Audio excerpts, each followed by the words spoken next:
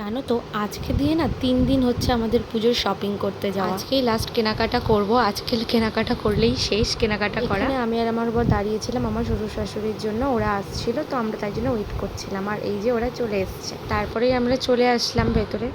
যেদিন শপিং করতে গিয়েছিলাম সেদিন তো আমার শ্বশুর আমাকে শাড়িটা দিয়েছিল পুজোতে, আর আজকে আমার বর আমাকে শাড়ি দেবে। আর আজকে না প্রচুর কেনাকাটা আছে।